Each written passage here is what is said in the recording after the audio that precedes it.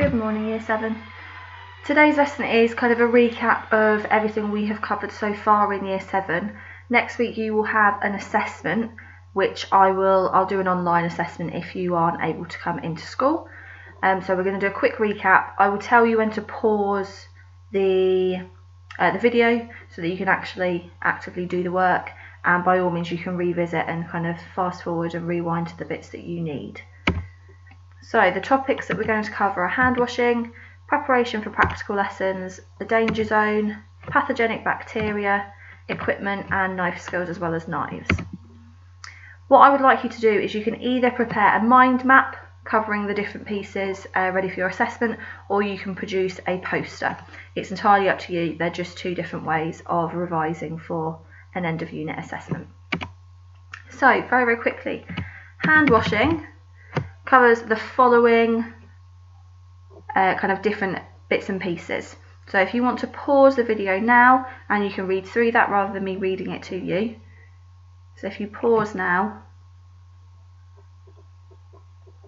Okay, and then let's move on to the next slide. So preparation for practical lessons. Obviously, unfortunately, we've not been able to do any practical lessons yet, but we have covered bits and bobs. Unfortunately, you've missed out on your practical knife skills lesson, but when you're back in school in the new year, we will look at seeing whether we can offer you that session as well. So as before, if you need to pause the video now so you can have a read through the different preparatory methods for your practical lessons. And moving on to the danger zone. So we have covered this when we covered bacteria, and we've referenced it quite a few times. You need to make sure that you are aware of the different temperatures, what they kind of mean in terms of bacterial growth. Just as a little add-on, the temperature of a fridge is between 0 and 5 degrees. The temperature of a freezer is minus 18 degrees. And then it obviously says on there that you've got water freezing and water boiling points. So pause it now if you need to. And moving on to pathogenic bacteria. These are the food poisoning bacteria that we covered when we did the bacteria monsters. So as before, pause now if you need to read through the slides. Okay, the next slides cover a range of the food poisoning bacteria, those pathogenic bacteria that we covered when we did those bacteria monsters. You don't need to know all of them, but you do need to know a minimum of 3. They will be coming up on your end of term assessment. So as before, pause as you need on the following few slides.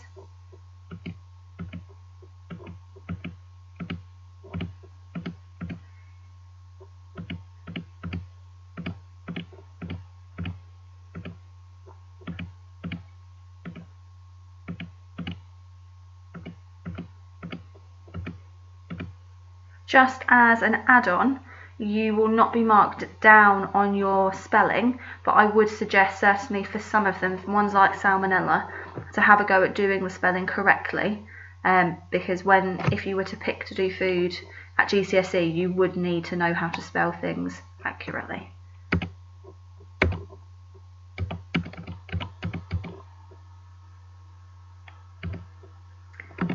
Okay, moving on to equipment. So there's going to be quite a lot of equipment coming up on this slide, and I haven't got the writing particularly big, so if you need to zoom in, please do so. You just need to know a range of equipment. Again, similar to the bacteria, you need to know a range of them. So you've got the different pieces of equipment, and then you have the names on the left hand side. So if you need to pause them, please do so. And moving on to knives and knife skills. So this first slide is on the 2 main types of knives we need you to be aware of.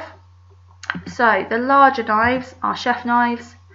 Some people call them cook's knives or French knives, but predominantly chef's knives.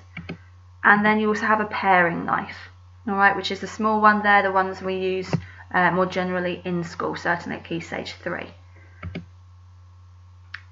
So, knife skills. I'm going to show you a quick video just recapping the bridge. So bear with me while I get the video up.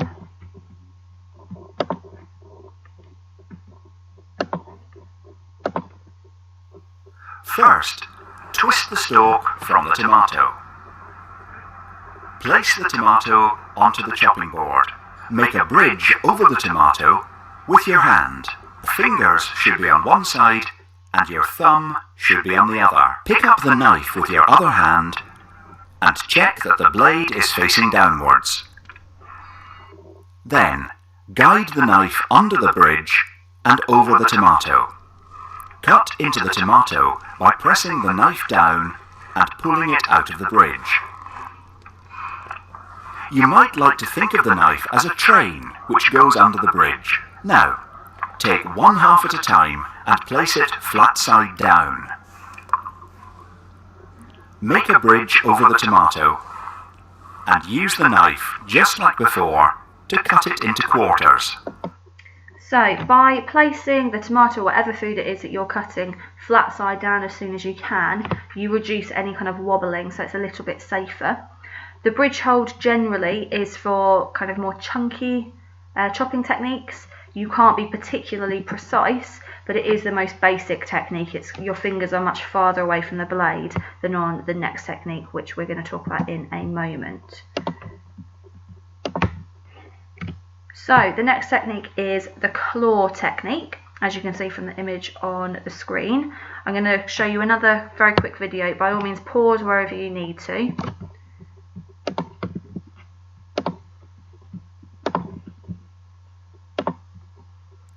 Place the celery onto the chopping board.